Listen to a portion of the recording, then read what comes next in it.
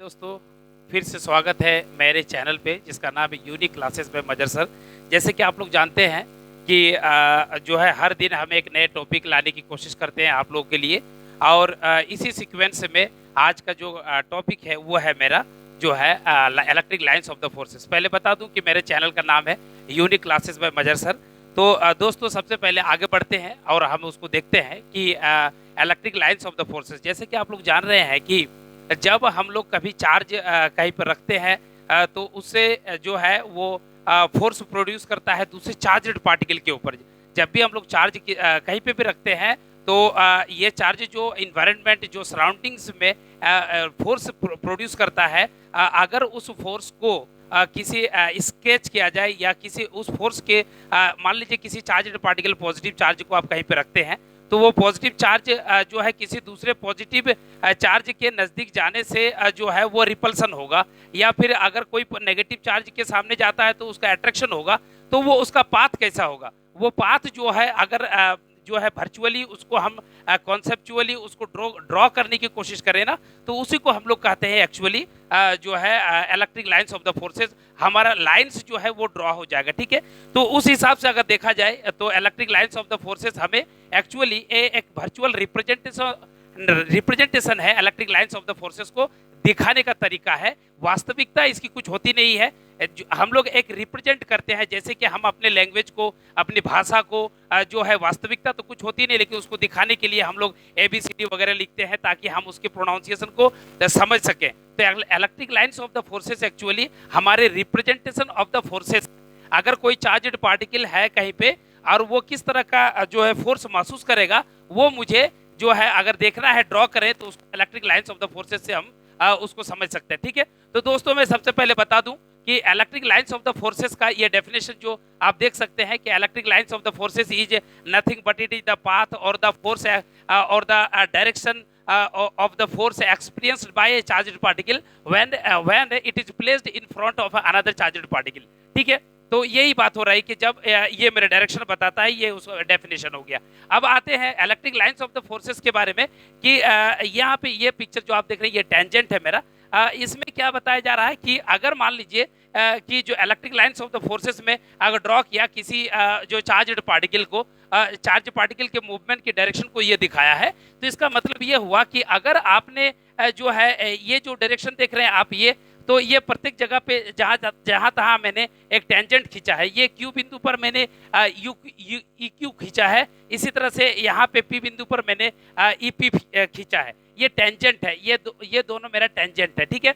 अब हमको समझने की जरूरत है एक्चुअली कि ये जो टेंजेंट है ना वो किस तरह से इसका क्या इंपॉर्टेंस है electric lines of the forces पे। पहले मैं बता दूं आपको कि अगर आप एक टेंजेंट, सबसे पहले नंबर आपको जो किताब में डेफिनेशन मिलेगा दोस्तों वो क्या है कि आपको मिलेगा ये कि टेंजेंट जो है मुझे ये बताता है कि डायरेक्शन ऑफ फोर्स किधर है। मतलब the tangent drawn at any point actually represents the direction of the force, the electric force. तो यहाँ पे मुझे डायरेक्शन बता रहा है, परंतु इसका एक्चुअल सिग्निफिकेंट क्या है, इसका सिग्निफिकेंट आपको तभी समझ में आएगा जब 2, 3, 4, 5 अगर आप टेंजेंट खींचे तब आपको समझ में आएगा। जैसे मान लीजिए यहाँ पे आपने एक खींचा, यहाँ पे एक खींचा, तो यहाँ पे खींचा, एक और खींच सकते हैं। तो आपको एक अगर आप इसको अगर ढक दें तो आप अगर देखें तो एक जो मेरा डायरेक्शन है ना, ये एक तो इस डायरेक्शन दिखा रहा है, मुझे ये दिखा रहा है कि इधर जा रहा है, वास्तविकता तो ये है नहीं। तो जब तक मुझे एक टेंजेंट, 2 टेंजेंट, 3 टेंजेंट, मुझे ये टेंजेंट ये बताता है एक्चुअली, प्रत्येक टेंजेंट जो है मुझे ये बताता है कि डायरेक्शन ऑफ फोर्स मेरा किधर है, किधर घूम रहा है, मेरा टेंजेंट किधर जा रहा है। ये एक हो गया। दूसरे नंबर बात क्या है कि जो है electric lines of the forces के बारे में अगर मेंटली पिक्चर करें कि actually electric lines of the forces बहुत तरह के प्रॉपर्टीज को जो है अपने अपन निहित रखता है। पहली नंबर बात कि हम ये मानते हैं, देखिए electric lines of the forces ये पॉजिटिव है जो आपको मैंने दिखाया यहाँ पे, ये देखिए आपका नेगेटिव है। जो electric lines of the forces जो है मेरा ये मेरा नेगेटिव का है, ये मेरा जो है दोनों कंबाइंडली मैंने दिखाया है। यहाँ पे देखिए दोनों पॉजिटिव, अगर दोनों पॉजिटिव हो तो क्या होगा, दोनों नेगेटिव हो, एक पॉजिटिव और दोनों पॉजिटिव हो और दोनों अगर समान चार्जेस पर समान चार्जेस हो, इक्वल हो तो क्या होगा, अगर दोनों में से कोई एक ज़्यादा हो तो क्या होगा। ये सभी बातों पर हम कंसिडर करेंगे और उस पर चर्चा करेंगे। सबसे पहले मैं बता दूं दोस्तों कि जो है electric lines of the forces का जो है, electric lines of the forces का जो पिक्चर्स है वो ये है कि ये जो देख रहे हैं कि ये माना जाता है कि electric lines of the forces positive से निकलता है, मतलब it emerges from A positive charge, और ये जो है आपको दिखाया गया है। ठीक है, ये आप देख सकते हैं क्लियरली पॉजिटिव चार्ज है। उसी तरह से दोस्तों ये भी माना जाता है कि ये जो है इंड्स, ये इंड होता है, अगर पॉजिटिव से निकलता है, निकलने के बाद कहीं इंड तो होता होगा ना, तो that ending point would be the negative charge.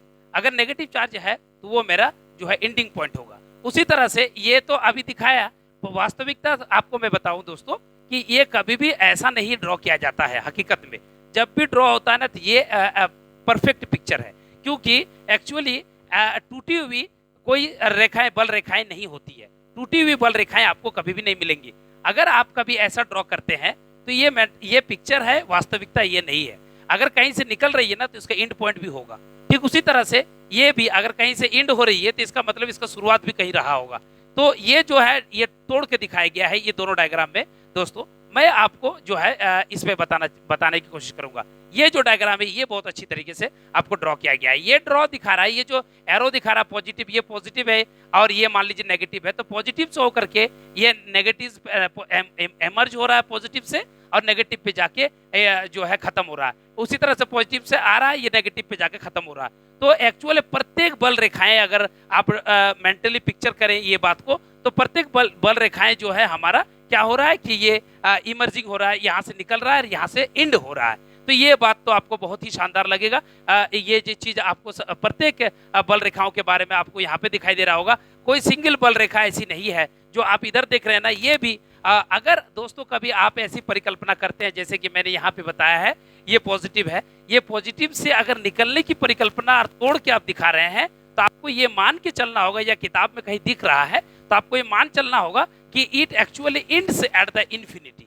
उसी तरह से अगर ये मेरा नेगेटिव है और नेगेटिव पे आकर के चार्जेस मूव कर रहा है या इंसर्ट हो रहा है या खत्म हो रहा है, तो इसका मतलब है it has been started at the infinity, मतलब वो स्टार्ट होगा इन्फिनिटी पे तो यहाँ खत्म हुआ होगा। अगर यहाँ पे आप देख रहे हैं तो ये अगर शुरुआत हो रहा है यहाँ पे तो कहाँ पे खत्म हुआ होगा, इन्फिनिटी पे। तो इस तरह से दोस्तों हम लोगों को समझ में आया क्या, ये आया। अब एक तीसरी कंडीशन की हम लोग चर्चा करते हैं। ये कंडीशन है आपका ये दोनों, अगर ये दोनों चार्जेस के देख रहे हैं आप यहाँ पे, दोनों प्लस क्यू चार्ज है और दोनों बराबर है ये दोनों चार्ज। ठीक है, अगर ये दोनों बराबर हैं तो और दोनों पॉजिटिव है, तो आप देख सकते हैं कि ये जो है पॉजिटिव बल रेखाओं को जो है, चूंकि पॉजिटिव चार्ज रिपल्सन करता है, रिपल्सन करने का मतलब ही है यही वो बल रेखाएं जो एक दूसरे को विरोध करते हैं, एक दूसरे सटना नहीं चाहते हैं, जिसके वजह से पॉजिटिव चार्ज जो है मेरा क्या होता है, पॉजिटिव चार्ज जो है दो पॉजिटिव आपस में कभी मिलते नहीं, या दो नेगेटिव भी आपस में कभी मिलते नहीं, ये है कारण उसका। अब यहाँ पे देखते हैं दोनों बराबर है। ठीक है, तो ये जो आप देख रहे हैं ये तो आप जान रहे हैं कि इन्फिनिटी पे खत्म हो रहा है, ये भी इन्फिनिटी पे खत्म हो रहा है। ऐसे में दोस्तों मुझे क्या समझ में आया ना कि यहाँ पे मुझे समझ में आ रहा है क्या, ये जो देख रहे हैं आप, एक ऐसा बिंदु है जिसको पी कहे हुए हैं हम यहाँ पे, एक ऐसा बिंदु है जिसको न्यूट्रल पॉइंट मानेंगे हम। ठीक है ना, न्यूट्रल पॉइंट क्यों मानेंगे, ऐसा इसलिए मानेंगे क्योंकि इस जगह पे कोई भी बल रेखाएं लगभग ना है। और दूसरी नंबर बात दोस्तों मैं बताने में शायद भूल जाऊं तो उसको मैं बता दूं आपको कि ये जो बल रेखाएं है ना, इसको हमने भले डिस्क्रीट माना है, डिस्क्रीट मतलब प्रेजेंट किया है लाइंस के थ्रू से, परंतु कदापि ये ना समझना चाहिए कि ऐसे ये वो जगह नहीं है कि जहाँ पे बल रेखाएं नहीं है, ऐसा नहीं समझना चाहिए, बल्कि ये एक रिप्रेजेंटेशन है। इस जगह पे भी बल रेखाएं मौजूद है, अगर आप उसको ड्रॉ करते तो फिर वो ज्यादा सघन हो जाता है, इसलिए मैंने ड्रॉ नहीं किया। इसका मतलब ये नहीं कि इस पे बल रेखाएं नहीं है, जो वैकेंसी दिख रही है उसका मतलब नहीं कि वो वैकेंसी है, उस जगह पे कोई फोर्स नहीं है, ऐसा नहीं है। जैसे कि यहाँ पे आप वो बल रेखाएं कल्पना कर सकते हैं कि यहाँ वो जगह है जहाँ पे कोई बल रेखाएं नहीं है, या जो है बल रेखाएं काफी वीक है या ना के बराबर है। मान के चलिए कि आप वो जगह है जहाँ पे न्यूट्रल पॉइंट भी इसको हम लोग कहते हैं, तो ये तो ठीक है। ये जो न्यूट्रल पॉइंट है दोस्तों, वो आप देख सकते हैं कि लगभग मेरा बीच में है, दोनों चार्जों के बीच में है। क्यों? क्योंकि दोनों चार्ज बराबर थे, इसीलिए वो बीच में है। अगर हम कल्पना करें ये वाला जो कि एक वीकर है और एक जो है मेरा स्ट्रॉन्गर है, अगर ऐसा है कि ये चार्ज मेरा ज्यादा है, ये वाला चार्ज ज्यादा ये है, तो देखिए ये जो न्यूट्रल पॉइंट है ना, वो थोड़ा उधर से माइल्ड जो है झुका हुआ है, उस साइड में थोड़ा झुका हुआ है। उसका कारण क्या है? क्योंकि वीकर साइड में झुक जाएगा। ये जो है थोड़ा सा ये जो देख रहे हैं डिस्टेंस इसकी तुलना में जो है कम है। तो दोस्तों ये तो एक जनरली आपको मैंने दिखाया। एक अगला पॉइंट है क्या कि electric lines of the forces का ये मैंने एक शीट है जो चार्ज है, चार्ज प्लेट है जिस पर जो है जहां से निकलती हुई दिखाई दिया है, उसको मैंने दिखाया है इसमें electric lines of the forces. अब आ जाता है इलेक्ट्रिक लाइंस ऑफ फोर्सेस की क्या प्रॉपर्टीज है। तो जैसे कि दोस्तों आपको मैंने बताया कि electric lines of the forces की बहुत सारी प्रॉपर्टी है। पहली नंबर बात तो ये है कि जैसे आप देख भी सकते हैं कि पहली नंबर ये है कि ये पॉजिटिव से निकलती है और नेगेटिव पे जाके एंड होती है। अगर कहीं पे किताब में टूटी हुई नजर आ रही है, इसका मतलब ये है कि या तो पॉजिटिव से अगर निकली हुई या टूटी हुई है तो इसका आपको एज्यूम करना होगा कि वो इन्फिनिटी पे जाके खत्म हुआ है। उसी तरह से अगर कहीं नेगेटिव पे होकर टूटी हुई दिख रही है और नेगेटिव पे होकर खत्म हो रही है तो आपको ये मानना पड़ेगा इसका स्टार्टिंग कहाँ पे था, ना इन्फिनिटी पे। तो एक तो आपको ये समझने आया। दूसरा नंबर बात है क्या कि कोई भी दो बल रेखाएं, मतलब two lines of the forces, अगर आप ये यहाँ पे जाए पीछे वाले इसमें पीछे वाले में देखें तो ये देखिए आपको कि जो है कोई दो बल रेखाएं आपस में प्रतिच्छेद करती हुई नजर नहीं आ रही होगी, है ना। कोई भी दो बल रेखाएं आपस में प्रतिच्छेद कभी नहीं करेंगी, जिसको मैंने यहाँ पे जो है ये एक प्रॉपर्टीज तो ये हो गया। दूसरे नंबर बात क्या है दोस्तों, मैं सभी प्रॉपर्टीज को यहीं पे गिना दूं। दूसरे नंबर क्या है कि ये जो है ना ये कर्व्ड भी हो सकती है, ये स्ट्रेट भी होती है। अगर ये लाइन देख रहे हैं आप, ये स्ट्रेट भी हो सकती है और ये देखिए आप कर्व्ड है।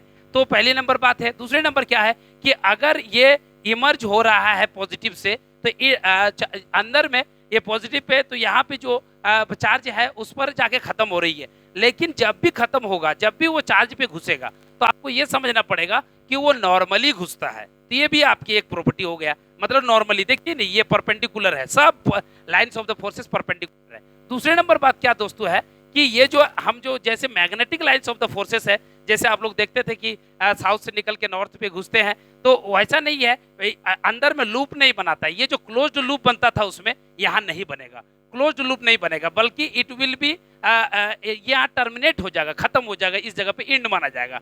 जहाँ सरफेस पे जाने के बाद वो खत्म हो जाएगा। अंदर में ये माना जाएगा कि चार्ज के अंदर कोई electric lines of the forces नहीं है, ठीक है। दूसरी नंबर बात क्या है कि density of the electric lines of the forces, charge के नजदीक अगर मान लीजिए ये क्रॉस सेक्शनल एरिया हम लेते हैं, यहाँ पे इस सेक्शन पे आप देख रहे होंगे कि अगर दो लाइंस ऑफ द फोर्सेस है, अगर उतना ही बड़ा इलाका हम यहाँ पे ले तो यहाँ देखिए 3 लाइंस ऑफ द फोर्सेस है। तो मतलब ये माना जा सकता है क्या कि electric lines of the forces charge के नजदीक उसकी घनत्व बहुत ज्यादा होती है और चार्ज से दूर जो होती है कम होती है। यही कारण है कि चार्ज के नजदीक फोर्स भी ज्यादा होगा और चार्ज से दूर जो होगा वो फोर्स भी कम होगा। उसके बाद क्या है कि कोई भी दो electric lines of the forces intersect नहीं करेंगी। दोस्तों मैं आपको एक बात बताऊं यहाँ पे कि इंटरसेक्ट का क्या इशू होता है। अगर आपने दो lines electric lines of the forces intersect कर जाए मान लीजिए, तो यहाँ पे ना जो इंटरसेक्शन होगा ना वहाँ 2 टेंजेंट खींचा जा सकता है। Generally electric lines of the forces की प्रॉपर्टी ये बताता है कि किसी भी एक बिंदु पर electric lines of the forces के किसी भी एक बिंदु पर ओनली एक ही टेंजेंट खींचा जा सकता है। परंतु ये जो देख रहे हैं ना आप यहाँ पे 2 लाइंस ऑफ द फोर्सेस, क्योंकि इंटरसेक्ट का अगर हम परिकल्पना लेके चलते हैं तो आपको क्या हो रहा है ना कि electric lines of the forces मात्र एक ऐसी जगह है जहाँ पे 2 टेंजेंट खींचा जा सकता है, जो मेरे उस थ्योरी के विरुद्ध है कि किसी एक बिंदु पर जो है एक बिंदु पर एक ही टेंजेंट खींचा जा सकता है। इसीलिए तो कोई भी 2 electric lines of the forces निश्चित रूप से कभी भी आपस में प्रतिच्छेद नहीं करती है, ठीक है। Electric lines of the forces की और भी गुण हम थोड़ा देख लेते हैं दोस्तों। Electric lines of the forces में जो है इनकी electric lines of the forces में आपका जो है इसमें हाँ टेंजेंट जो होता है वो टेंजेंट आपको उसका स्लोप दिखाता है कि किस डायरेक्शन पे आपका टेंजेंट आपका फील्ड बताता है। तो इस तरह से जो electric lines of the forces की बहुत सारी बातें मैंने आपको बताया। दोस्तों मैं आप लोगों को बताते चलूं कि अगर आपको जो है हमारे इस जो है मेरा ये जो वीडियो अगर आपको पसंद आया तो निश्चित रूप से आपसे हमारे चैनल को सब्सक्राइब करेंगे। साथ ही साथ जो है कुछ जो है आप बेल बटन को भी दबाएंगे। दूसरी नंबर बात है कि अगर आपको आज बेहतरीन लगता है, कोई क्वेश्चन हो कुछ भी हो तो वो आप कमेंट में लिखेंगे। तो हमारे चैनल में जुड़ते रहें और नए नए वीडियो पाने के लिए हमारे चैनल का सब्सक्रिप्शन जरूर लें। तो धन्यवाद दोस्तों, फिर से मिलते हैं।